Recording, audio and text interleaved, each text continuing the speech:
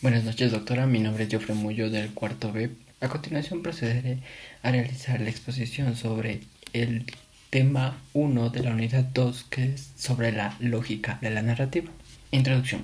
¿Qué es la narrativa? Para empezar a entender qué es la lógica de la narrativa, debemos primero tener un concepto básico de lo que es la narrativa. Es un género literario fundamental permanente que se expresa de forma oral o escrita. Se ha visto presente en todas las culturas y todas las épocas de la humanidad hasta la época actual, como se puede ver en novelas, cuentos, videos, entre otras. Desarrollo. También se debe saber cuáles son los elementos fundamentales de una narrativa, que son la voz, los personajes y también la tipología de los personajes, la estructura o trama, el tiempo en el que se desarrolla la narrativa, el espacio y el discurso verbal. La voz. La voz es la voz del narrador que cuenta la historia. Es el primer elemento para que un texto sea narrativo. Tradicionalmente se ha asociado la voz del narrador con las personas verbales, de manera que si el relato está contado por una primera persona, pensamos que se trata de un texto autobiográfico o protagonista. Los personajes, la tipología de los personajes. Los personajes por lo general suelen ser ficticios y en la narrativa pueden llegar a poseer habilidades extrahumanas. Es decir, dependerá esto del autor y del narrador de cómo quiere que se desenvuelvan y desarrollen sus personajes. Por ejemplo, pueden volar, pueden tener poderes, pueden vivir sin comer, pueden revivir, cosas sobrehumanas, ya que es un texto ficticio. También en esta historia siempre hay un personaje que desea un objeto, que para ser alcanzado necesita pasar por algunas pruebas que el autor ha puesto o también enfrentarse a otros personajes. Puede actuar solo o ayudado por otros personajes que en este caso serían secundarios. La estructura y el tramo son líneas generales. En líneas generales, una narración refiere a una serie de sucesos ligados entre sí. Implica la dimensión del tiempo, pero no la conexión entre los sucesos. Es decir, que es la estructura que le da contexto a la historia, es cómo se van desenvolviendo los personajes en el momento. Por norma, la historia empieza presentando una situación inicial con presentación del héroe y su propósito, es decir, un planteamiento.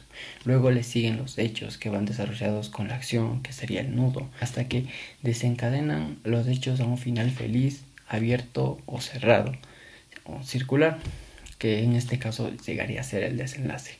El tiempo. Si la estructura sigue el orden clásico, lo normal es que el orden de los acontecimientos en el tiempo sea cronológico o lineal. Es decir, esto además dependerá del autor o del narrador en qué tiempo se desarrolla la historia, ya que depende mucho del espacio. Si el tratamiento del tiempo en la novela condiciona su estructura, la manipulación del espacio sitúa la novela en un género correspondiente. Es decir, el espacio es el lugar donde se está desarrollando la historia, es decir, en una ciudad, en un pueblo, en el espacio, en una habitación, en lugares predeterminados que el narrador ha puesto. Discurso verbal. El discurso verbal hace referencia al tiempo verbal elegido para la narración. Tradicionalmente las narraciones ocurren al uso de verbos en pretérito, puesto que se narran hechos pasados, pero no nos resulta extraño que haya obras narrativas donde el uso del verbo sea en tiempo presente, de manera que los hechos se presentan ante el lector delante de sus ojos, como si estuviera asistiendo a ellos. Para esto también debemos conocer los tipos de discurso que existen, como son discursos para informar, discursos para entretener, discursos para persuadir, discursos también para motivar. Los discursos para informar son los más comunes, ya que la metodología Toastmaster promueve a que este tipo de discursos es el principio de una metodología. Son discursos donde se habla de un proyecto, de datos o de resueltos de un tema investigado. Los discursos para entretener son discursos que no solo buscan hacer reír, sino llegar a tocar las fibras más sensibles de la audiencia. Es decir, contar una experiencia, un cuento, una narración, entre otras. quiere transmitir experiencias y entretener al público.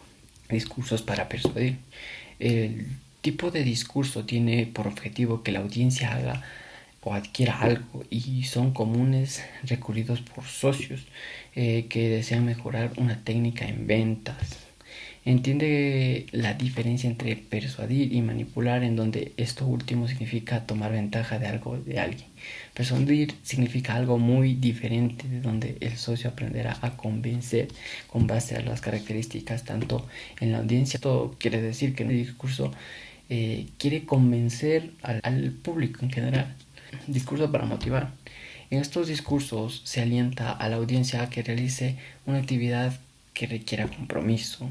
Los discursos en donde se motiva son útiles para impulsar el desarrollo de una acción. Conclusión. Para concluir, se puede decir que la lógica narrativa no es más que la coherencia interna que debe existir dentro de una obra de ficción.